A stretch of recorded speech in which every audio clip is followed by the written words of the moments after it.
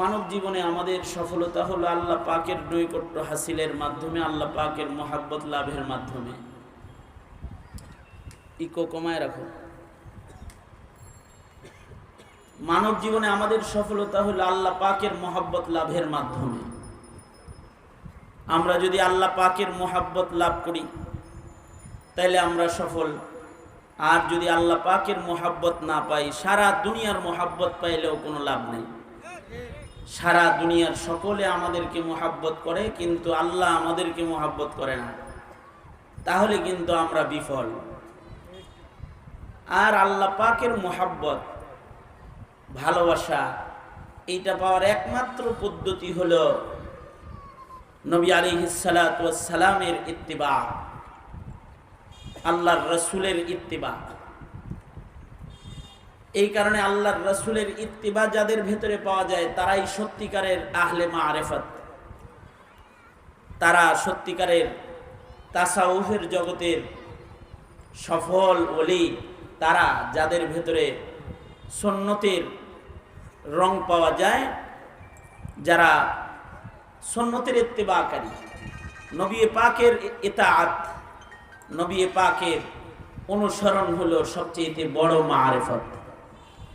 আমাদের দেশে অনেকে মনে করে পতাকা যেখানে বেশি এটা বড় মারিফত, ড্যাগ যেখানে বেশি ওইটা বুঝি মারিফতের আসল খাজানা, গেট যেখানে বেশি, গরু যেখানে বেশি, এইটাকে মনে করে এটা তো মারিফত শিখার জায়গারে। আসলে মারিফত বা আল্লাহ পাকের নৈকট্য, এইটা গরু জবাইয়ের মাধ্যমেও না, গেট করার মাধ্যমেও না, নিশান পতাকার মাধ্যমেও না, স্লোগান দাবির মাধ্যমেও না, এটা ইত্তিবায়ে সুন্নাহর মাধ্যমে আল্লাহ পাকের মহাব্বত হাসিল করতে হয়। যাদের ভেতরে সুন্নাহ এসে যায় তারা মারিফতের উঁচু দরজায় পৌঁছে যায়। তাকমিলে মারিফত হে মোহাব্বত রসুল্লাহ কি, तकमील मारिफत है मोहब्बत रसूलुल्लाह की, है बंदगी खुदा की है इताअत रसूलुल्लाह की। तकमील मारिफत है मोहब्बत रसूलुल्लाह की, है बंदगी खुदा की है इताअत रसूलुल्लाह की, है बंदगी खुदा की है इताअत रसूलुल्लाह की। तस्कीन दिल है सरवरे कौनो मका की याद, सरमाया हयात है उल्फत रसूलुल्लाह की, सरमाया हयात है उल्फत रसूलुल्लाह की। इतनी सी आरज़ू, इतनी सी आरज़ू बस ऐ रब्बे दो जहां, दिल में रहे हर वक्त मोहब्बत रसूलुल्लाह की, दिल में रहे हर वक्त मोहब्बत रसूलुल्लाह की। একটা মুমিন তার জীবনে তার হৃদয়ে সব সময় আল্লাহর নবীর মোহাব্বত আগুন দাও দাও করে জ্বলবে। আর এই মোহাব্বতে সে নবী পাকের ইত্তিবাকারী হবে। যে নবী পাকের ইত্তিবাকারী হবে সে আল্লাহ পাকের কাছে প্রিয় হবে। প্রিয় হওয়ার তরিকা কি? নবী পাকের ইত্তিবা। আমাদের দেশে মুসলমানদের সংখ্যা তো বাড়ছে, মসজিদের সংখ্যা বাড়ছে, আলেমের সংখ্যা বাড়ছে, হাফেজের সংখ্যা বাড়ছে, জুমার নামাজে মুসল্লিও আগের তুলনায় বাড়ছে, কিন্তু নবী পাকের ইত্তিবা কমছে। এইটা হলো বড় বিমারি আমাদের। ইউরোপ আমেরিকার রং আমাদের ভেতরে আসছে। আমরা মনে করতেছি যে ওই রঙের হইলেই বুঝি আমরা সফল হয়ে গেলাম। আসলে সফলতা হলো নবী পাকের রং হাসিল করার মাধ্যমে হইল এই মিল্লাতের মুসলমানদের কামিয়াবি। কামিয়াবি অর্জন করতে হইলে নবী পাকের ইত্তিবা লাগবে। যদি উঁচু হতে চাই তাহলে প্রাচ্যের পাশ্চাত্যের বেদিনদের নীতি রীতি অনুসরণ করে আল্লাহ পাকের কাছে মাহবুবিয়ত হাসিল করা যায় না। মদিনা ওয়ালার রং লাগবে। रिफातू की जुस्तजू में रिफातू की जुस्तजू में ठोकरे तो खा चुके आस्तानी यार पर अब सर झुका कर देख ले आस्तानी यार पर अब सर झुका कर देख ले। যদি আবার নবী পাকের দরজায় আমরা ফেরত আসতে পারি আর নবীজির রংকেই নিজের রং বানায় নিতে পারি, তাহলে আল্লাহর পছন্দের রঙের মানুষ হয়ে গেলে আমরা সফল কাম হয়ে গেলাম। তখন আল্লাহ তাআলা আমাদেরকে ভালোবাসবেন এবং আমাদের কৃত গুনাহগুলোকে মাফ করে দিবেন। সুবহানাল্লাহ বলেন। আল্লাহ ভালোবাসবেন আমাদেরকে, ভালোবাসে করুণা উঠায় নিয়ে যাবেন, বালা মুসিবত থেকে হেফাজত করবেন, আর আল্লাহ পাকের পক্ষ থেকে বিশেষ মাগফিরাত, যেটা ওই মাগফিরাতের নিয়ামতের দ্বারা আমাদের আমল নামা আল্লাহ তাআলা পাক সাফ করে দিবেন। এইটাও কিন্তু আল্লাহ পাকের ওয়াদা। আল্লাহ পাক বলেন, কুল ইন কুনতুম তুহিব্বুনাল্লাহ ফাত্তাবিউনি ইউহিব্বুকুমুল্লাহ ওয়া ইয়াগফির লাকুম যুনুবাকুম আল্লাহু গফুরুর রহিম। বন্ধু, আপনি জানায়া দেন বান্দারা কি আমার ভালোবাসা চায়? তাহলে আপনি বলেন আপনার ইত্তিবা করতে। আপনার ইত্তিবা এর রং যদি আসে তাহলে আমার কাছে মাহবুব হয়ে যাবে। সুবহানাল্লাহ। এই মাসআলাটা আমরা বুঝি না, এই মাসআলাটা সাহাবীরা বুঝছে। সাহাবীরা যেহেতু এই মাসালা বুঝেছেন, এই কারণে সাহাবায়ে কেরাম নিজের জিন্দেগীর কদম কদম নবীজির ইত্তিবা করেছেন। জাররা থেকে জাররা কাজ নবীজির ইত্তিবার বাইরে সাহাবায়ে কেরাম করেন নাই। সাহাবায়ে কেরামদের ভেতরে যার ভেতরে নবীর সুন্নাত মুহাব্বত বেশি, তার মর্যাদা আবার সাহাবীদের ভেতরে বেশি। হযরত আবু বকরের মর্যাদা এত কেন? আবু বকরের ভেতরে নবীর রং বেশি, নবীজির রং আবু বকরের ভেতরে হুবহু। আবু বকর আর সিদ্দিক আকবর রাদিয়াল্লাহু আনহু আর আমাদের নবী আলাইহিস সালামের মাঝখানে নিসবতটা নিসবতে ইত্তেহাদি, যে সূরাতান সিরাতান আমালান হাইয়ান ওয়া মাইয়িতান, হার জায়গায় নবীজির সাথে আবু বকরের মিল। সুবহানাল্লাহ। আবু বকর জাগ্রত নবীজির সাথে মিল, ঘুমন্ত নবীজির সাথে মিল, চলছে নবীজির সাথে মিল, কথা বলছে নবীজির সাথে মিল, একেবারে ইত্তেহাদি নিসবত। শুধুই মাত্র সিলের ব্যবধান। আমাদের নবীর গায়ে মাহরে নবুয়তের সিল আছে, আর আবু বকরের শানে সিদ্দিক আকবরের সিল আছে। বাস এইটুক ব্যবধান ছাড়া আর কোনো ব্যবধান নাই। নবী পাকের এত ইত্তিবা, এবং এই ইত্তিবার কারণে নবী পাকের খলিফা আবু বকর নবীজির মসনদে, নবীজির হায়াতে নবীজির মসনদে আবু বকরকে আল্লাহর রাসূল বসায়া দিয়েছেন। সুবহানাল্লাহ। একেবারে নবী আলাইহিস সালাম বসায়া দিয়েছেন।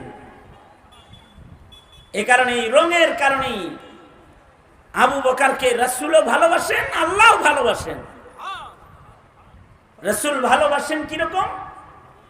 আল্লাহর রাসূল বলেন, ক্বালা রাসূলুল্লাহি সাল্লাল্লাহু আলাইহি ওয়াসাল্লাম, লাউ কুনতু মুত্তাখিযান খলিলান বা'দা রাব্বি লাত্তাখাযতু আবা বকরিন খলিলা।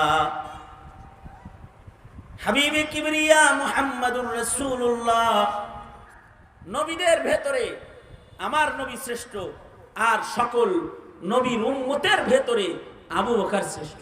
আল্লাহু আকবার। সকল নবীর সকল উম্মতের ভেতরে আবু বকরের মর্যাদা সবচেয়ে বেশি। আবু বকরের মর্যাদা এত বেশি কেন? আবু বকরের ভেতরে নবীর মোহাব্বত বেশি, এজন্য আবু বকরের জন্য আল্লাহর মোহাব্বত বেশি। আবু বকরের ভেতরে আল্লাহর রাসূলের মোহাব্বত বেশি, আর আবু বকরের জন্য আল্লাহর মোহাব্বত বেশি। কি রকম মোহাব্বত আল্লাহ পাকের আবু বকরের জন্য? আবু বকরের জন্য আল্লাহর রাসূল বলেন যে আল্লাহ তাআলা ময়দানে মাহশারে এমন সম্মান দিয়ে আবু বকরকে দাঁড় করাইবেন যে আল্লাহর জান্নাতের 8 দরওয়াজা থেকে আবু বকরকে জান্নাতে ডাকতে থাকবে। একজন মানুষকে জান্নাতের 8 দরওয়াজা থেকে আহ্বান করবে, তিনি হলেন ইবনে কুহাফা, হযরত আবু বকর সিদ্দিক রাদিয়াল্লাহু সুবহানাল্লাহ। ওনাকে জান্নাতের 8 দরওয়াজা ডাকতে থাকবে। নবী পাকের মোহাব্বত, আল্লাহর মোহাব্বত, এই সব কিছুর কারণে, সব কিছুর পেছনে মূল কারণ হলো নবীজির সাথে আবু বকরের মিল বেশি। আমাদের মিল তো কাফেরদের লগে হয়ে যায়, লাল চামড়ার লগে হয়ে যায়, ইউরোপ আমেরিকার লগে হয়ে যায়, আর নবীজির মিল হলো আবু বকরের মিল হলো নবীজির সাথে মিল হয়ে যায়। হাত্তা কে আবু বকর মরার সময় নবীজির রঙে মরে যায়, হাইয়ান ওয়া মাইয়িতান, জীবিত অবস্থায়ও নবীজির সাথে মিল, আর আবু বকর মৃত অবস্থায়ও নবীজির সাথে মিল। নবীজির মতনই মরে যায়, নবীজির ঘরেই আবু বকর শুয়ে যায়।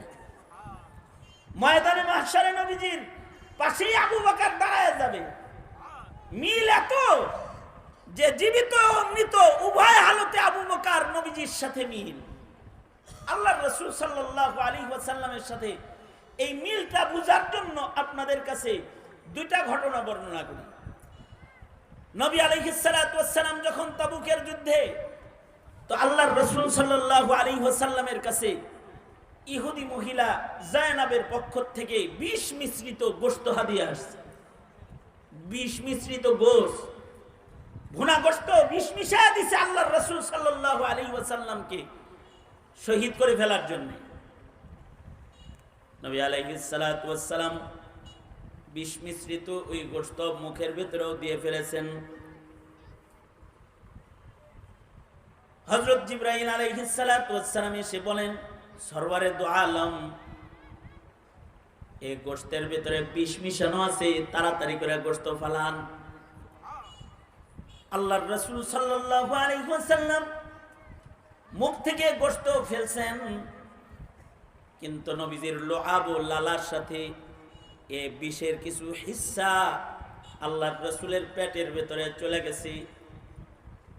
নবী আলাইহিস সালাতু ওয়াস সালামের যন্ত্রণায় তখনও কষ্ট করেছেন, মাঝে মাঝে এই বিষের যন্ত্রণা নবীজির গায়ে উঠে যেত।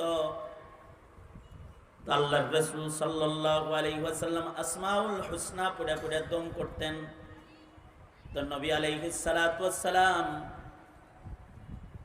দম করলে আবার নবীজি সুস্থ হয়ে যাইতেন। ওই যে বিষ পেটের ভেতরে চলে গেছে কিছু, এইটার আসারাত মাঝে মধ্যেই দেহের ভেতরে ফুসলে উঠত। হাত্তা কে মরজে মৌতে নবী আলাইহিস সালাতু ওয়াস সালাম যখন খুব কাতর হয়ে গেছেন, আল্লাহর রাসূল তখন বলতেছেন উম্মুল মুমিনিনকে, আয়েশা, ওই যে তবুকে যে বিষ আমার পেটে গেছিল, মৃত্যুর আগে ওই বিষের যন্ত্রণা আমার অনুভব হইতেছে, ওই বিষের যন্ত্রণা অনুভব হইতেছে। আসল কথা হলো, বিষ প্রয়োগে যদি কাউকে মারা হয় তাহলে তার মরণটা শহীদি মরণ হয়। যেমন হযরত হাসানকে বিষ প্রয়োগে শহীদ করা হয়েছে। আল্লাহর দোস্তকে আল্লাহ তাআলা শহীদের মর্যাদাও দিবেন। এ কারণে মৃত্যুর আগ দিয়ে ওই বিষের যন্ত্রণা আল্লাহর রাসূল সাল্লাল্লাহু আলাইহি ওয়াসাল্লামের দেহে প্রকাশ পাইছে। আশ্চর্য মিল আবু বকরের সাথে আল্লাহর রাসূলের। নবী আলাইহিস সালামের যেমন মৃত্যুর আগে বিষের যন্ত্রণা দেহের ভেতরে আসছে, সিদ্দিক আকবর রাদিয়াল্লাহু আনহু মৃত্যুর আগে পূর্ব মুহূর্তে ওই সময় একটা বিষাক্ত যন্ত্রণা ওনার দেহের ভেতরে আসছে। কিভাবে? ওই যে হিজরতের রাত্রে হযরত আবু বকর নবীজির সাথী হয়েছিলেন। হাবিবে কিবরিয়া হিজরত করবেন, বাইআতে আকাবায়ে সানি হইছে। আল্লাহর রাসূল সাল্লাল্লাহু আলাইহি ওয়াসাল্লাম আবু বকরকে বললেন, আবু বকর, মদিনাবাসীর সাথে আমার চুক্তি কমপ্লিট হয়ে গেছে। আল্লাহ নির্দেশ করলেই কিন্তু হিজরত করে মক্কা ছেড়ে আমি মদিনায় চলে যাব। আবু বকর, আমার হিজরতের পথে আমার সাথী আপনি হবেন। সরওয়ারে দু আলম নবী আবু বকরকে হিজরতের সাথী বানায়া নিলেন। ঘোষণা দিয়েছেন হিজরতের সাথী আবু বকর। 6 মাস পরে জিবরিল আমিন এসে বলতেছে, সরকার আজ রাত্রে এখন হিজরত করেন। চতুর্দিকে কাফের দাঁড়ানো আছে, হাতে বালি নিয়া সূরা ইয়াসিন তেলাওয়াত করে ছুঁড়ে মেরে বেরিয়ে পড়েন। আল্লাহর রাসূল সাল্লাল্লাহু আলাইহি ওয়াসাল্লাম সূরা ইয়াসিন তেলাওয়াত করে হাতে এক মুষ্টি বালি নিয়া দরজায় দাঁড়ায় নিক্ষেপ করলেন। ঘরের চতুর্দিকে দাঁড়ানো কাফেরদের চোখ পর্যন্ত বালি পৌঁছানোর জিম্মা আল্লাহ তাআলা নিয়ে নিলেন। ওমা রমাইতা ইদ রমাইতা ওয়ালাকিন্নাল্লাহ রমা। কাফেররা চোখ জ্বলতে লাগলো, আর আল্লাহর রাসূল ঘর থেকে বের হয়ে সোজা আবু বকরের দরজায় গেলেন। সিরাতের কিতাব লেখে হযরত আবু বকরের দরজায় যায় আল্লাহর রাসূল আবু বকর বলে একটা ডাক দিবেন, সাথে সাথে আবু বকর দরজা খুলে বের হয়ে আসছেন। আল্লাহর রাসূল সাল্লাল্লাহু আলাইহি ওয়াসাল্লাম আবু বকরকে বলে, আবু বকর, একটা ডাক দিলাম আর বাইর হয়ে আসলেন, 2 ডাক দেওয়া লাগে নাই। ও আবু বকর, আপনি কি রাতের বেলায় ঘুমান না? হযরত আবু বকর বলে, ওগো সরকার, আজকে রাত্রে ঘুমাই নাই তা না, যেই দিন আপনি বলেছেন হিজরতের সাথী আমি, ওগো সরকার, ওই দিন থেকে আবু বকর রাতের ঘুম নিজের জন্য হারাম বানায়েছে। রাত হয়ে গেলে কাঠি মাথায় লইয়া দরজায় দাঁড়ায় হেলান দিয়ে দিয়া আমি ঘুমাই। যদি রাতের বেলায় আল্লাহর রাসূল আমার দরজায় দাঁড়ায়, একটা ডাক দিলে সাথে সাথে যেন আমি হাজির হইতে পারি। 2 ডাকের জরুরত যেন আবু বকরকে নবীর পাশে পাইতে নবীজির না হয়, এজন্য তো বহু আগের থেকে রাতের ঘুম নিজের জন্য হারাম বানায় ফেলেছি। সব সময় রেডি হয়ে দরজায় দাঁড়ায় দাঁড়ায় ঘুমাই। মুহাব্বতের দাবি করা আসান, কিন্তু মুহাব্বত প্রমাণ করা কঠিন। আশিকে রাসূল, মুমিন, ঈমানদার দাবি করা আসান, কিন্তু সত্যিকারী ঈমানদার অথবা আশিকে রাসূল হওয়া কঠিন। मोहब्बत का दावा तो आसा ही करना है मुश्किल, मगर नज्म उल्फत में मरना। मोहब्बतेर दाबी तो करा যায়, কিন্তু মোহাব্বত প্রকাশ করা কঠিন। কিন্তু আবু বকর কঠিনকেও সাধনকারী আশিক, উম্মতের ভেতরে শ্রেষ্ঠ আশিকে রাসূল। আশ্চর্য, আল্লাহর রাসূল সাল্লাল্লাহু আলাইহি ওয়াসাল্লামের সফর আবু বকরের সাথে। আবু বকর নবীজির সাথে সফর করতেছেন, হিজরতের সফর। রাতের অন্ধকারে ঘর থেকে বাইর হইছেন। ঘর থেকে বাইর হইয়া আমরাও তো নবীর আশিক, আর আবু বকরও নবীর আশিক। আল্লাহর রাসূল সাল্লাল্লাহু আলাইহি ওয়াসাল্লাম সিরাতের কিতাবে আছে, বুড়া আঙ্গুলের উপরে ভর দিয়া নবীজি হাঁটতেছেন। কারণ আরবের মানুষ পায়ের চিহ্ন দেখে মানুষ বের করতে পারে, যে বালির উপর দিয়ে কোন পথে নবীজি হেঁটে গেছে বের করে ফেলবে। এ কারণে আল্লাহর রাসূল সাল্লাল্লাহু আলাইহি ওয়াসাল্লাম বৃদ্ধা আঙ্গুলের উপরে ভর করে হেঁটে হেঁটে পাহাড়ি পথ চলতেছিলেন। কিন্তু আশ্চর্য বিষয় হলো, নবীজি যখন অন্ধকারের ভিতরে পথ চলতেছেন, আবু বকর একবার নবীর ডান পাশে হাঁটে, একবার নবীর বাম পাশে হাঁটে, একবার নবীর সামনে হাঁটে, একবার নবীর পেছনে হাঁটে। আল্লাহর রাসূল বলেন, আবু বকর, একবার ডানে হাঁটো, একবার বামে হাঁটো, একবার সামনে, একবার পেছনে, এমন কেন করো আবু বকর? আবু বকর বলে, ওগো সরকার, আমি যখন ডান পাশে হাঁটি তখন আমার মনটা কয় না জানি দুশ্মনরা বাম পাশ থেকে আপনার তীর মারতেছে, এই জন্য আমি আপনার ঢাল হয়ে বাম পাশে দাঁড়ায় যাই। নবীদের ভেতরে আমার নবী শ্রেষ্ঠ, আর সকল নবীর উম্মতের ভেতরে আবু বকর শ্রেষ্ঠ। আল্লাহু আকবার। সকল নবীর সকল উম্মতের ভেতরে আবু বকরের মর্যাদা সবচেয়ে বেশি। আবু বকরের মর্যাদা এত বেশি কেন? আবু বকরের ভেতরে নবীর মোহাব্বত বেশি, এজন্য আবু বকরের জন্য আল্লাহর মোহাব্বত বেশি। আবু বকরের ভেতরে আল্লাহর রাসূলের মোহাব্বত বেশি, আর আবু বকরের জন্য আল্লাহর মোহাব্বত বেশি। কি রকম মোহাব্বত আল্লাহ পাকের আবু বকরের জন্য? আবু বকরের জন্য আল্লাহর রাসূল বলেন যে আল্লাহ তাআলা ময়দানে মাহশারে এমন সম্মান দিয়ে আবু বকরকে দাঁড় করাইবেন যে আল্লাহর জান্নাতের 8 দরওয়াজা থেকে আবু বকরকে জান্নাতে ডাকতে থাকবে। একজন মানুষকে জান্নাতের 8 দরওয়াজা থেকে আহ্বান করবে, তিনি হলেন ইবনে কুহাফা, হযরত আবু বকর সিদ্দিক রাদিয়াল্লাহু সুবহানাল্লাহ। ওনাকে জান্নাতের 8 দরওয়াজা ডাকতে থাকবে। নবী পাকের মোহাব্বত, আল্লাহর মোহাব্বত, এই সব কিছুর কারণে, সব কিছুর পেছনে মূল কারণ হলো নবীজির সাথে আবু বকরের মিল বেশি। আমাদের মিল তো কাফেরদের লগে হয়ে যায়, লাল চামড়ার লগে হয়ে যায়, ইউরোপ আমেরিকার লগে হয়ে যায়, আর নবীজির মিল হলো আবু বকরে। আবু বকরের মিল হলো নবীজির সাথে মিল হয়ে যায়। হাত্তা কে আবু বকর মরার সময় নবীজির রঙে মরে যায়। হাইয়ান ওয়া মাইয়িতান, জীবিত অবস্থায়ও নবীজির সাথে মিল, আর আবু বকর মৃত অবস্থায়ও নবীজির সাথে মিল।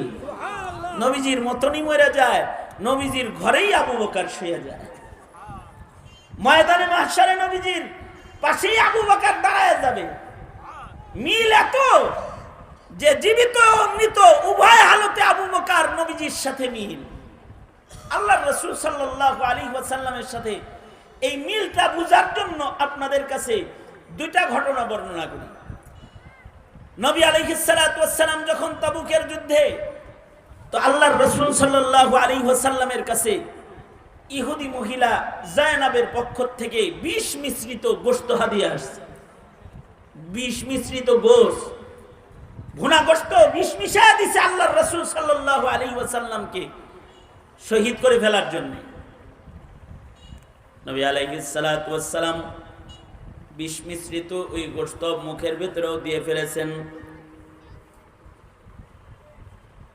হযরত জিবরাইল আলাইহিস সালাতু ওয়াস সালাম এসে বলেন, সরওয়ারে দু আলম,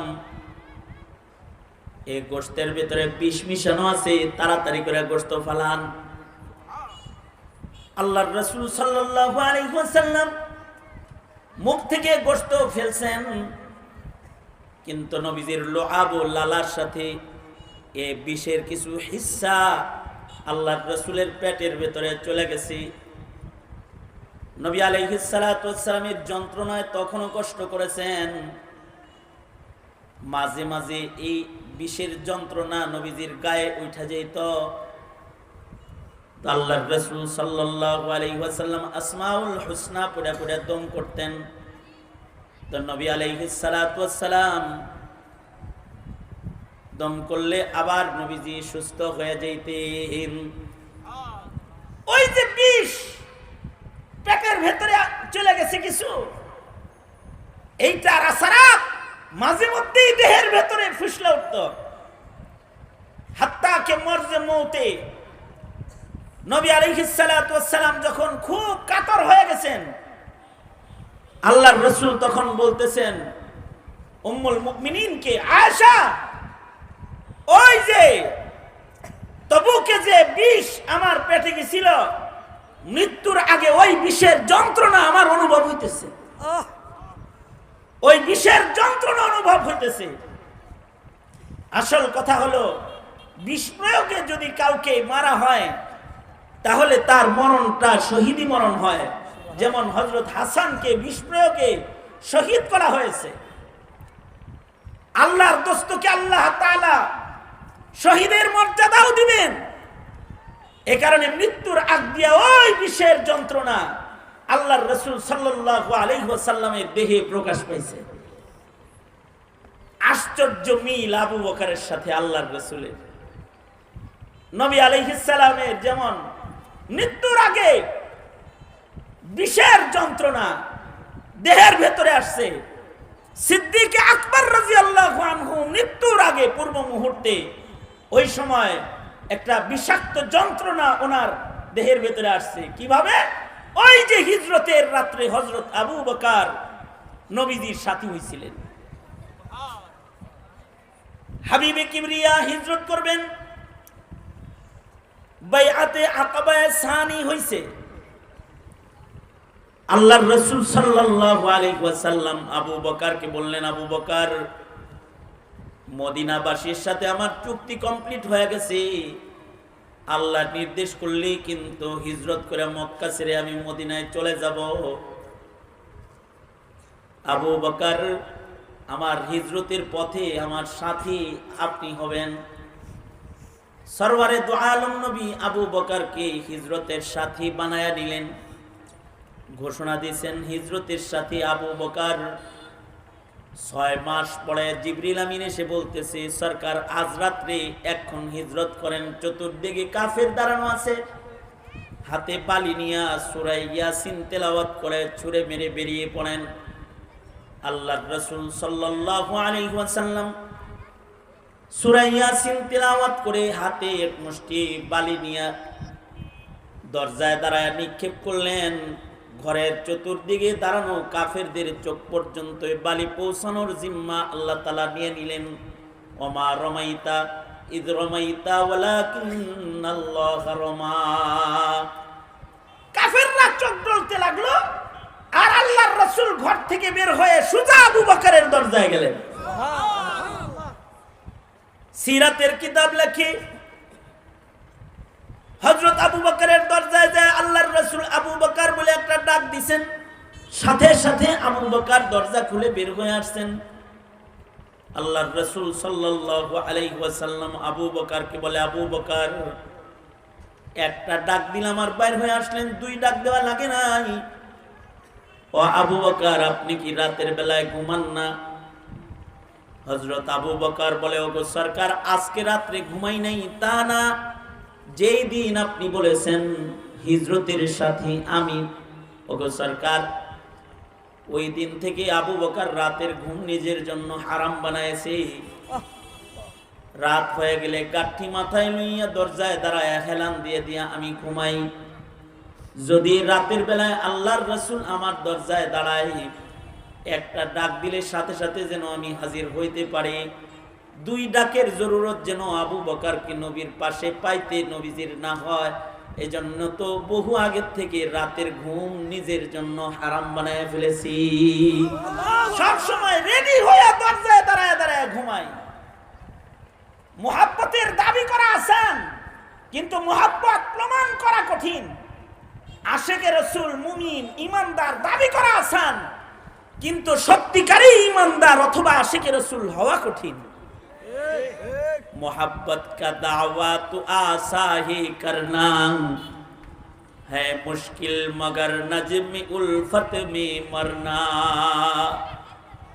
मोहब्बतेर दाबी तो करा যায়, কিন্তু मोहब्बत প্রকাশ করা কঠিন।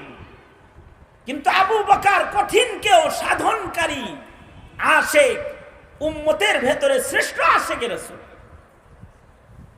আশ্চর্য, আল্লাহর রাসূল সাল্লাল্লাহু আলাইহি ওয়াসাল্লামের সফর আবু বকরের সাথে। আবু বকর নবীজির সাথে সফর করতেছেন, হিজরতের সফর। রাতের অন্ধকারে ঘর থেকে বাইর হইছেন। ঘর থেকে বাইর হইয়া আমরাও তো নবীর আশিক, আর আবু বকরও নবীর আশিক। আল্লাহর রাসূল সাল্লাল্লাহু আলাইহি ওয়াসাল্লাম, সিরাতের কিতাবে আছে, বুড়া আঙ্গুলের উপরে ভর দিয়া নবীজি হাঁটতেছেন। কারণ আরবের মানুষ পায়ের চিহ্ন দেখে মানুষ বের করতে পারে যে বালির উপর দিয়ে কোন পথে নবীজি হেঁটে গেছে, বের করে ফেলবে। এ কারণে আল্লাহর রাসূল সাল্লাল্লাহু আলাইহি ওয়াসাল্লাম বৃদ্ধা আঙ্গুলের উপরে ভর করে হেঁটে হেঁটে পাহাড়ি পথ চলতেছিলেন। কিন্তু আশ্চর্য বিষয় হলো, নবীজি যখন অন্ধকারের ভিতরে পথ চলতেছেন, আবু বকর একবার নবীর ডান পাশে হাঁটে, একবার নবীর বাম পাশে হাঁটে, একবার নবীর সামনে হাঁটে, একবার নবীর পেছনে হাঁটে। আল্লাহর রাসূল বলেন, আবু বকর একবার ডানে হাঁটো, একবার বামে হাঁটো, একবার সামনে, একবার পেছনে, এমন কেন করো আবু বকর? আবু বকর বলে, ওগো সরকার, আমি যখন ডান পাশে হাঁটি তখন আমার মনটা কয়, না জানি দুশমনরা বাম পাশ থেকে আপনারে তীর মারতেছে, এই জন্য আমি আপনার ঢাল হয়ে বাম পাশে দাঁড়ায় যাই, তীরটা যেন আমার গায়ে লাগে, আমার নবীর গায়ে না লাগে। আবার যখন আমি বাম পাশে দাঁড়াই, মনটা বলে দুশমন সামনে এখন কিনা, সামনের থেকে তীর আসে কিনা, আমি সামনে দাঁড়াই। আবার যখন সামনে হাঁটি, মনটা বলে দুশমন পেছনে থাকতে পারে, এজন্য লাফ দিয়ে পেছনে এসে দাঁড়াই। আবার ডান পাশে দাঁড়াই। আমি আবু বকর জিন্দা থাকতে আল্লাহর রাসূলের গায়ে ফুলের টোকা লাগবে, আমি আল্লাহরে কেমনি মুখ দেখাবো? আমি বাইচা থাকতে আমার নবীর গায়ে একটা ফুলের টোকাও আমি লাগতে দেব না। এইরকম একটা পাহারা আবু বকর নবীজিকে দিলেন, দিয়া গারে সৌরের পাহাড়ের পাদদেশ পর্যন্ত চলে গেছেন। এইবার আবু বকর বলে কি, ওগো আল্লাহর নবী, এই উঁচু পাহাড় আপনার হাইটা উঠতে কষ্ট হবে, আপনি আমার কাঁধে চড়েন, আমি আপনার পালকি হয়ে যাই আর আপনাকে কাঁধে করে উপরে লয়ে যাই। কত বড় উঁচা পাহাড়, যেই পাহাড়ের নিচে দাঁড়ায় উপরে তাকাইলে উপরের মানুষকে কবুতরের বাচ্চার মতো দেখা যায়। এই উঁচু পাহাড় হযরত আবু বকর নবীজিকে কাঁধে করে উপরে উঠলেন। আশ্চর্য নবী প্রেম আবু বকরের ভেতরে। আবু বকর বলে কি, আল্লাহর রাসূল, গুহার ভেতরটা অন্ধকার, অগোছালো লাগতেছে, আপনি উপরেই থাকেন, আমি ভেতরটাকে আপনার আরামের উপযোগী করে লই, তারপরে আপনি ভেতরে ঢুকবেন। হাবিবে কিবরিয়া ঘাড়ে উঠে গেছেন পালকিতে চড়ে, কষ্ট আবু বকর করছেন, সাফাইর কাজও আবু বকরেরই। আবু বকর নিজে গুহায় ঢুইকা গুহাকে পরিচ্ছন্ন করলেন, নিজের চাদরটাকে গুহার ভেতরে বিছনা বানায় বিছাইলেন, নিজের মাথার পাগড়িটাকে টুকরা টুকরা করে ছিঁড়লেন। গুহার ভেতরে যত গর্ত আছে সব গর্তগুলোকে হযরত আবু বকর পাগড়ি ছেঁড়া টুকরার দ্বারা গুহার সব গর্তগুলাকে বন্ধ করে দিলেন, যেন কোনো পোকা, যেন কোনো সাপ বিচ্ছু গুহার থেকে বের হয়ে আল্লাহর রাসূলকে কষ্ট না দেয়। সব ছিদ্রি বন্ধ করছে, কিন্তু একটা ছিদ্রি এখনো বন্ধ করা হয় নাই, কাপড়ের টুকরা নাই। এই বড় ছিদ্রিটা আবু বকর কেমনে বন্ধ করবেন? এটা বন্ধ করার মতো কোনো কাপড় আবু বকরের কাছে নাই, না কোনো বালিশ আবু বকরের কাছে আছে। আবু বকর গারে সৌরের ভেতরে নিজে বৈশা নিজের রানটাকে বালিশ বানাইলেন, আর নিজের আরেকটা পা, ডান পা বালিশ বানায়া বাম পা আবু বকর সিদ্দিক ওই গর্তটা, যে গর্তটা বন্ধ করতে পারেন নাই, ওই গর্তের ভেতরে দিয়ে গর্তের মুখটাকে বন্ধ করে দিলেন। তারপরে আবু বকর ডাকতেছেন, ওগো সরওয়ারে দু আলম, আসুন ভেতরে আসুন, বিছানা প্রস্তুত আছে, একটু বিশ্রাম নেন। কষ্ট করলেন, আবু বকর বিশ্রাম নিতেছেন, হাবিবে কিবরিয়া নবীকে বিশ্রাম নেওয়াইতেছেন। আবার আবু বকর নিজে রাসূলের পাহারাদার হয়ে যাইতেছেন। এই কারণে হিজরতের রাত্রে কিন্তু শত শত রাকাত নামাজ নাই, হিজরতের রাত্রে কিন্তু এক খতম কোরআন শরীফের তিলাওয়াত নাই। হিজরতের রাত্রে আছে আল্লাহর প্রেম আর নবীর প্রেম, আল্লাহর রাসূলের ভালোবাসা। এই আল্লাহর রাসূলের ভালোবাসাটা আল্লাহর কাছে কত দামি। হযরত আয়েশা সিদ্দিকা যখন আল্লাহর রাসূলকে বলতেছিলেন, ওগো পয়গম্বর, আকাশের তারা যেমন গুইনা শেষ করা যায় না, আপনার উম্মতের ভেতরে এমন কোনো মানুষ আছে কি যার নেকি গুইনাও শেষ করা যাবে না? সরওয়ারে দু আলম নবী বললেন, হ্যাঁ আছে। কে ওই মানুষটা? আল্লাহর রাসূল বললেন, ওমর ওমর, উমরের নেকি ফেরেশতারা গুইনা শেষ করতে পারবে না। আকাশের তারা যেমন গুইনা শেষ করা যায় না, উমরের নেকিও গুইনা ফেরেশতারা শেষ করতে পারবে না। হযরত আয়েশা সিদ্দিকা বলে, ওগো সরকার, আমার বাবা ইবনে কুহাফা আবু বকরের নেকি এমন না যে গুইনা শেষ করা যাবে না। আল্লাহর রাসূল বলে, আমার আবু বকর তোমার বাবা, তার নেক গুনার দরকার নাই। আবু বকর যে হিজরতের রাত্রে আমারে পাহারাদারিটা করছে, হিজরতের রাতগুলো যদি মিজানের এক পালায় তুলে দেওয়া হয়, আর উমরের গোটা জিন্দেগীর নেক, যেই নেক ফেরেশতার গুনার সাধ্য নাই, ওই সব নেক যদি মিজানের অপর পালায় তুলে দেওয়া হয়, আমার আবু বকরের হিজরতের রাতের ওজন উমরের গোটা জিন্দেগীর নেকের চেয়ে বেশি হয়ে যাবে। এই কারণে আরে সময় নাই, বসেন। এই কারণেই হযরত আবু বকর মাঝে মাঝেই হযরত উমর এসে আবু বকরকে বলতেন, আবু বকর, আমার সারা জিন্দেগীর নেকি দেই আমার ওই 3টা রাত দেন যায় না? যেই রাতগুলো আপনি আল্লাহর রাসূলের পাহারাদারি করেছেন, নবীর ইজ্জতের পাহারাদারি, নবীর পাহারাদারির দাম আছে মিয়া। নেতার পাহারাদারি করেছো, দলের পাহারাদারি করেছো, নবীর পাহারাদারি করেছো, খতমে নবুয়তের পাহারাদারি, নবীর ইজ্জতের পাহারাদারি। এই পাহারাদারিগুলোর মূল্য হাজার রাকাত নামাজের চাইতে বেশি, কোটি কোটি পারা কোরআনের তিলাওয়াতের চাইতে নবীর ইজ্জতের পাহারাদারির মূল্য আল্লাহর কাছে বেশি। নফল ইবাদত অনেক আছে, কিন্তু রাসূলের ইজ্জতের পাহারাদারির কদর তার কাছে নাই। তো আবু বকর যেমন আগে চলে গেছে, যার ইজ্জতের পাহারাদারির কদর আছে সে ওরকম আগে চলে যাবে। নবী আলাইহিস সালাতু ওয়াস সালাম গুহার ভিতরে ঢুকলেন, আল্লাহর রাসূল সাল্লাল্লাহু আলাইহি ওয়াসাল্লাম নবীজি গুহার ভিতরে ঢুকলেন, আর আবু বকর বসে আছেন, নিজের রানরে বালিশ বানায়া দিয়েছেন নবীজিরে শোয়ার জন্য। আল্লাহর রাসূল গুহার ভেতরে ঢুইকা ঘুমায়া পড়লেন, আর আবু বকর নবীজিরে দেখতে লাগলেন, পাহারা দিতে লাগলেন। কারণ আবু বকরের কাছে আল্লাহর রাসূলের চেহারা দেখা তার জিন্দেগীর সবচেয়ে ভালো কাজ, দামি কাজ, পছন্দের কাজ হলো নবীর চেহারা দেখা। হযরত আবু বকর বলেছেন, আমার কাছে 3টা জিনিস সবচেয়ে প্রিয়, 3টা আমল, 3টা কাজ, 3টা জিনিস আমি আবু বকরের কাছে প্রিয়। তার ভিতরে 1 নাম্বার হলো আন-নাজরু ইলা ওয়াজহি রাসূলিল্লাহ।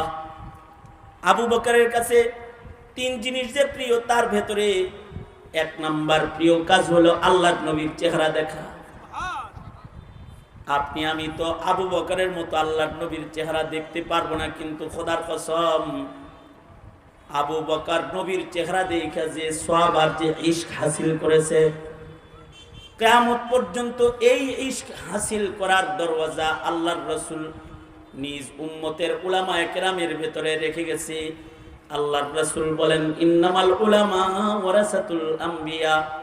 আপনারা যে আলেম উলামার সোহবতে যান, মাহফিলে যান, পীর মাশায়েখদের কাছে যান, যা যে পীর মাশায়েখদের চেহারা তাকায় দেখেন, এই দেখাটা কিন্তু আবু বকরের ওই আমলের মতো আমল। নবীজিরে তো পামু না, কিন্তু আলেম নজর করে চায় দেখছি, আল্লাহওয়ালাকে নজর করে তাকায় দেখছি, তো এটা আন-নাজরু ইলা ওয়াজহি রাসূলিল্লাহ। আল্লাহর রাসূল তো পান নাই, কিন্তু নায়েব পাইছেন, তারে দেখছেন। এটা আল্লাহ পাকের কাছে একটা দামি আমল। হযরত আবু বকর সিদ্দিক রাদিয়াল্লাহু আনহু নবীজিকে দেখতে রইলেন। এদিক দিয়া আজাইবুল মখলুকাত কিতাবে এসেছে, এদিক দিয়া হযরত সিদ্দিক আকবরের পায়ে সাপে কামড়াইতেছে। এই পর্যন্ত তো সহিহ হাদিসে ও মুহাদ্দিসরা এটাকে বিশুদ্ধ বলেছেন যে সিদ্দিক আকবরের পায়ে সাপের কামড় পড়েছে। কিন্তু কোন কোন যায়ীফ রিওয়ায়াতে এটাও আছে যে সিদ্দিক আকবর সাপের কামড়ে পা সরায় ফেলেছে, তো ভেতর থেকে একটা সাপ বেরিয়ে এসেছে, বেরিয়ে এসে নবী পাকের জিয়ারত করে ফেলেছে। আজাইবুল মাখলুকাতের ভেতরে আছে।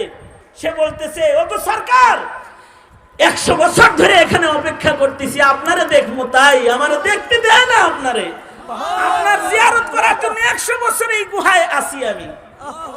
কিভাবে সাপ এই 100 বছর গুহায় আছে? আজাইবুল মাখলুকাত কিতাবে এসেছে এই সাপটা পূর্বের যুগের তাওরাতের, জবুর, ইনজিল, আসমানি কিতাবের 10 গাহের পাশের এক গর্তের ভেতরে ছিল। সেখানে যখন দর্শ চলতেছিল যে বিশ্বনবী একজন আসবেন, তিনি আসলে পরে সকল শিরিক তছনছ হয়ে যাবে, সকল নবীর নবুয়ত ক্যান্সেল হয়ে যাবে, তিনি মক্কায় আসবেন, মক্কায় তিনি থাকতে পারবেন না, মক্কা থেকে হিজরত করে তিনি মদিনায় চলে যাবেন, মদিনায় যাইতে তিনি অমুক পাহাড়ের গুহায় 3 রাত্রি থাকবেন। সে বলতেছে, ও সরকার, এরপর থেকে তো আপনারে দেখার জন্য আমি এখানে 100 বছর, আজকে 100 বছর আপনাকে জিয়ারত করার জন্য। অনেকে আছে এ সকল কাসাস শোনার পরে যায়িফ রিওয়ায়াতের সনদ নিয়ে বিভিন্ন কথাবার্তা বলে। তাদের ব্যাপারে বক্তব্য সহিহ হাদিস আর যায়িফ হাদিস, এটা নিয়ে মারামারির কিছু নাই। আহলে হাদিসরা তো সহিহ হাদিস ছাড়া অন্য কোনো হাদিস ধরতেই রাজি না। কিন্তু ইমাম শামসুদ্দিন যাহাবী রাহমাতুল্লাহি আলাইহি উসুলে হাদিসের কিতাবে বলেছেন, আরে ভাই, কোন রিওয়ায়াত যদি সনদ যদি যায়িফ হয়, তাই বলে এটার মজমুনের উপরে তোমরা কালাম করো না। কিছু কিছু হাদিস আছে রিওয়ায়াত যায়িফ, সনদ যায়িফ, কিন্তু মজমুনটা আসমানি ভাবে প্রমাণিত। কারণ আমাদের নবী আলাইহিস সালামকে তো আল্লাহ তাআলা শুধুই মাত্র মানুষের নবী বানায় পাঠান নাই, তিনি তো মাখলুকাতের নবী। যেখানে যেখানে আল্লাহ পাকের রুবুবিয়্যাত চলে, সেখানে সেখানে আমার নবীর নবুয়ত রিসালাত চলে, রিসালাত চলে। जहां तक है रुबूबियत खुदा की, जहां तक है रुबूबियत खुदा की, वहां तक है नबूवत मुस्तफा की, वहां तक है नबूवत मुस्तफा की। जहां तक है रुबूबियत खुदा की, वहां तक है नबूवत मुस्तफा की, वहां तक है नबूवत मुस्तफा की। এ কারণে শামসুদ্দিন যাহাবী রহমাতুল্লাহি আলাইহি, ইমাম যাহাবী বলেন, ইমাম যাহাবী ছোটখাটো কোনো মৌলবীর নাম না। আনোয়ার শাহ কাশ্মীরি রহমাতুল্লাহি আলাইহি বলেছেন, ইমাম যাহাবীকে যদি আসমানের উপরে দাঁড় করায়া আল্লাহ কয় যে নবীর থেকে শুরু করে আজকে পর্যন্ত যত মানুষ হাদিস রিওয়ায়াত করেছে, সবার জন্ম তারিখ, মৃত্যু তারিখ, সবার জায়গা, কোন জায়গায় জন্ম, কার বাপের নাম কি, সব আকাশে দাঁড়ায়া দাঁড়ায়া বল। তো ইমাম যাহাবীকে আল্লাহ তাআলা এমন এক ইলম দান করেছেন, হাদিসের উপরে এত বিশেষজ্ঞ আল্লাহ ওনাকে বানাইছিলেন যে উনি আসমানে দাঁড়ায়া দাঁড়ায়া নবীর যুগ থেকে শুরু করে কিয়ামত পর্যন্ত যত মানুষ হাদিসের রাবি, তাদের সনদ উনি বর্ণনা করে দিতে পারবে। এই রকম জেহেন, এই রকম কামাল আল্লাহ তাআলা ওনাকে দান করেছেন। এই ইমাম শামসুদ্দিন যাহাবী রহমাতুল্লাহি আলাইহি, তিনি জমজমের পানি হাতে নিয়ে দোয়া করছিলেন, আল্লাহ, তোমার জমজম খায় আমি দোয়া করতেছি, তোমার নবীর হাদিসের ইলম আমাকে তুমি দান করো। কখনো কখনো দোয়া যেটা বলে এটা কবুল হয়ে যায়। ইমাম যাহাবীর ওই দোয়াটা আল্লাহ তাআলা কবুল করে নিছেন। এই দোয়াটা 200 বছর পরে এসে ইবনুল হাজার আসকালানী রহমাতুল্লাহি আলাইহি, শারিহুল বুখারী, হযরত ইবনুল হাজার আসকালানী, হাফিজুল হাদিস, হাফিজ ইবনুল হাজার আসকালানী রহমাতুল্লাহি আলাইহি, এই সেম দোয়াটা তিনি 200 বছর পরে জমজমের কূপের পাড়ে দাঁড়িয়ে জমজমের পানি হাতে নিয়ে বলছিলেন, আল্লাহ, তুমি আমাকে শামসুদ্দিন যাহাবীর মতো ইলমে হাদিসের ইলমের কামাল তুমি আমাকে দান করো। 200 বছর পরে ইবনুল হাজার আসকালানীর দোয়াও কবুল হয়েছে। এত বড় ইলমে হাদিসের পাণ্ডিত্য আল্লাহ তাআলা ইবনুল হাজার আসকালানীকে দিয়েছিলেন। ফাতহুল বারি শারহুল বুখারী যিনি লিখেছেন, এই ইবনে হাজার আসকালানী রহমাতুল্লাহি আলাইহি, তিনিও দুনিয়া বিজয়ী এক হাফিজুল হাদিস ছিলেন। এখন তো আমরা পাগড়ি দিছি কোরআনের হাফেজ রে, ইবনুল হাজার ছিলেন হাদিসের হাফেজ। হুসাইন আহমদ মাদানী রহমাতুল্লাহি আলাইহি, শাইখুল ইসলাম, শাইখুল আরব আল আজম আল্লামা হুসাইন আহমদ মাদানী রহমাতুল্লাহি আলাইহি দরসে বুখারীর ভেতরে বসে বলতেন, বুখারী শরীফের হাদিস পড়াইতে গিয়ে বলতেন যে এই কথাটা হাফিজুদ দুনিয়া ইবনুল হাজার আসকালানী এমনি বলেছেন।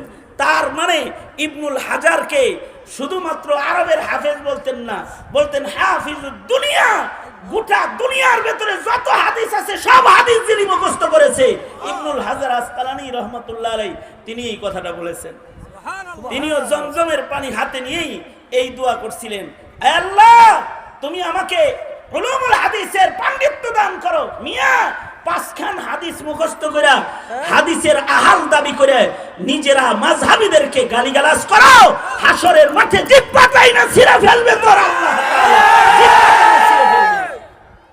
ইবনুল হাজার আসকালানী, এই ইমাম যাহাবী রাহমাতুল্লাহি আলাইহি, তিনি বললেন সব সময় হাদিসের সনদ দেখবে না, কারণ কোন কোন হাদিসের যেটা বিষয়বস্তু এটা আয়াতে কুরআনী, নুসুসে কুরআনীর দ্বারা প্রমাণিত। কারণ আমাদের নবী আলাইহিস সালাতু ওয়াস সালাম তো উঠের নবী ছিলেন। শিকায়াতুল জামাল আল্লামা জাহেদ কাউসারি এই হাদিসকে সহিহ হাদিস বলেছেন, এর সনদকেও বিশুদ্ধ বলেছেন যে উট এসে আল্লাহর রাসূলের কাছে বিচার দেয়।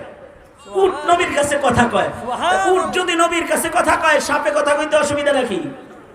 হ্যাঁ, কোন কোন মুহাদ্দিস এই হাদিসকেও সহিহ বলেছেন, সহিহ হিসেবে বর্ণনা করেছেন। আল্লাহর রাসূল যাইতেছেন, এক কাফেরে হরিণ শিকার করে গাছের গোড়ায় বেঁধে রাখছে। আল্লাহর রাসূল হরিণীর পাশ দিয়ে হেঁটে যাইতেছেন, হরিণী তখন বলতেছে, ও রাহমাতুল লিল আলামিন, এই রাহমাতুল লিল আলামিন নবী, আমাকে শিকার করে বেঁধে রেখেছে এই মুশরিকেরা।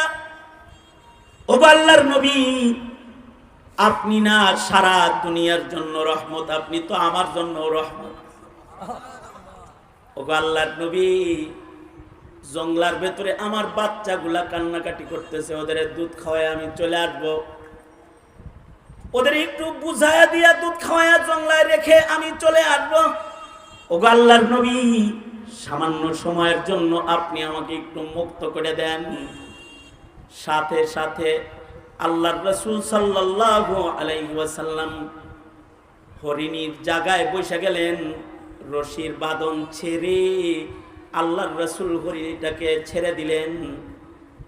আর মুশরিকদেরকে বললেন, যতক্ষণ পর্যন্ত এই হরিণী ফেরত না আসবে ততক্ষণ পর্যন্ত আমি তোমাদের জিম্মায়।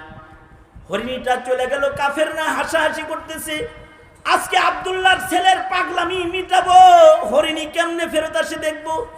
কিছু সময় যাইতে না যাইতেই দেখা যায় জঙ্গলের হরিণটা আস্তে আস্তে আসতেছে। আয়েশা নবী পাকের কাছে বসে গেছি, এসে বলে, ওগো সরকার, বেয়াদবি মাফ করবেন, সব বাচ্চাগুলারে বুঝাইছি যে রহমাতুল লিল আলামিনকে আমার জায়গায় বসায় রেখে আসছি, কিন্তু আমার ছোট বাচ্চাটাকে বুঝাইতে একটু কষ্ট হয়ে গেছে। তারপরে ওকে যখন বুঝায় আমি বলেছি রহমাতুল লিল আলামিন নবী আমার জন্য ইন্তজার করতেছে, ওগো সরকার, আমার বাচ্চাটা বুঝ মানছে, তারপরে আমি আসছি, জন্য দেরি হয়ে গেছে। মুশরিক সাথে সাথে সরওয়ারে দু আলম নবীর কাছে এসে কালেমা পড়ে মুসলমান হয়ে যায়।